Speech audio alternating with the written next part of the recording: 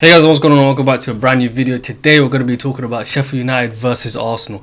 Now, in last time out, Arsenal had a disappointing result in the Europa League on Thursday against Slavia Prague. I've made a video on that as well. The link will be in the description down below. But today we're going against Sheffield United, and there's two things that I mainly wanted.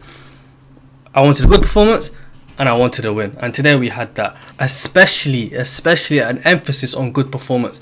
A whole team playing very well would breed confidence where we need to win against Slavia Prague on Thursday. But today, man, the team put in a fantastic performance. We were crying out for Martinelli. We've been crying out for Martinelli for so long just to enter the starting lineup. And today he did. He had energy. He scored a goal. For the first time in about 14 months, I believe he scored a goal. Good performance from him. Lacazette, good performance. 2 good goals, especially the first goal. That was a Wenger ball at its prime. You should go check that out if you haven't. But man, all in all, in general, good performance. A goal in the first half by Lacazette. 2 goals in the second half. Lacazette, Martin getting in the scoring sheet. And a good performance. Now, talking about the starting lineup. When I saw the news of the starting lineup, I was thinking, wait, we're playing 4-3-3. And our star boy, Bukayo Saka, at left back. But no, Arteta had a plan up his sleeve where he had Xhaka be the left back, allowed Saka to be the number 10, Pepe on the right, Martinelli on the left, Lacazette up front, and it worked a treat. But to be honest, we need to be careful on how we celebrate this result, because this result was against Sheffield United. They are the worst team in the league, bottom of the table, haven't won in a while. And today, even though we beat them convincingly, we need to taper our expectations. Now, this doesn't mean that we're going to be smashing every team. No. This means that this was a good building block. Raise confidence, get people like Laca scoring again, Gabriel scoring again, good team performance, that we can move on to the next following games after that. I'm so disappointed in the Sheffield United that turned out today. Now, even though that they're the worst team in the league, I expected at least some pressing, some hunger, some desire to get the ball, but there was none of that. They just made it so easy. They would just like walk up towards the ball. Arsenal would just pass it around them like they weren't even there. Like, it was just so super easy. Even though that I wasn't particularly worried for this game, there was actually just one little thought at the back of my mind.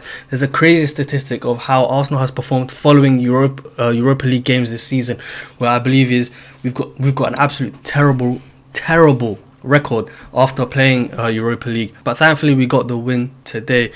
And alongside the win, we got a clean sheet for Leno. I don't think Leno has kept a clean sheet since the 0-0 against United back in January.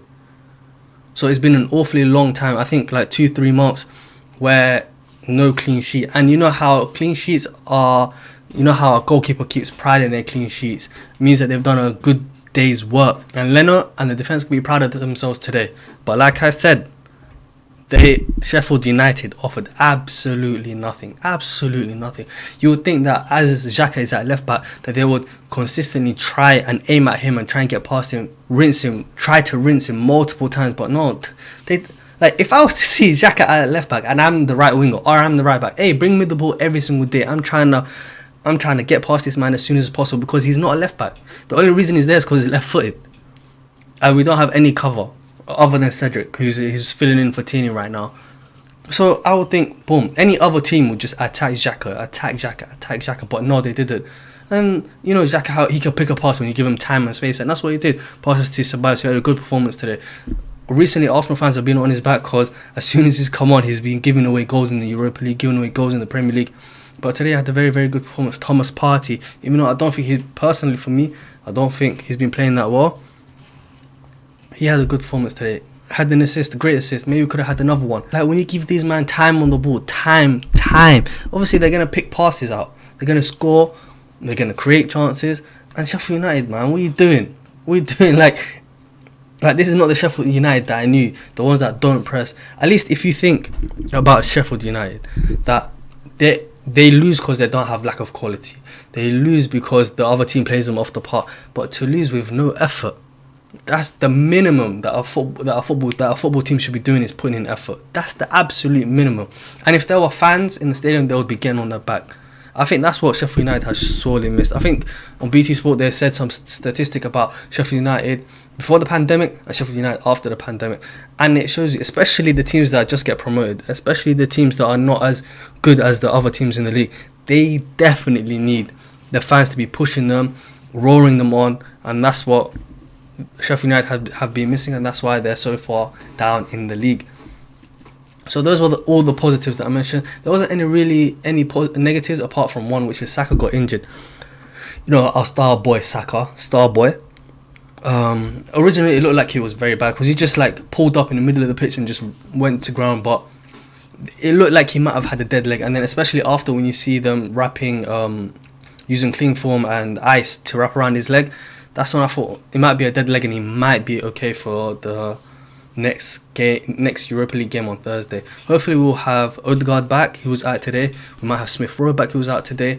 Aubameyang, he was out with illness today. And if we can have a lot of our team members back, there's no chance, there's no way that we don't go through. There's no way. Our whole season has come down to this one game, that we have to beat Slavia Prague in order to continue towards the Europa League. And the team, and if we are able to progress to the final, the team most likely to play in the final would be Manchester United. And today they had a fantastic performance against Tottenham.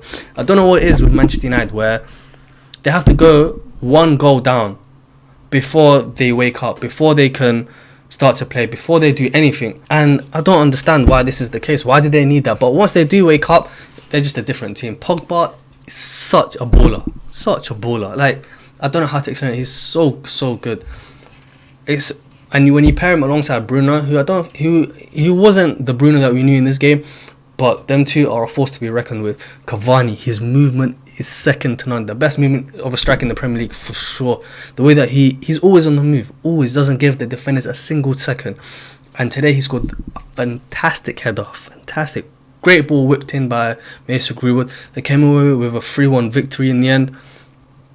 But one thing that soured this is the amount of abuse, racist abuse, that Son was getting on social media. Like, we don't want to see any of that. Like, just because he went down before a goal and the goal got ruled out because he was fouled, doesn't mean that you could be racist to. This is like the worst side of social media. It just needs to be cut out. Absolutely needs to be cut out. But yeah, like I was saying, if we are able to make it to the final and it's Man United that we play, it's going to be one tough game. And if we make it to the final, knowing that we have to win just to play Champions League, and we lose once again, I'm going to be so disappointed. Is not even what it's going to be so bad. So hopefully, maybe we get lucky, we reach the final, we don't have to play United. But we really need to win the Champions League, the Europa League, just to get Champions League football. It's been too long since I heard that Champions League anthem for an Arsenal game. It's been too long. And we definitely, because through the Premier League, we are definitely not getting Champions League. We're not getting Europa League, no matter what the pundits say. A year without any European football is not, especially for a self-sufficient club like Arsenal, it is not going to be accepted. But yeah, let me know your thoughts down below.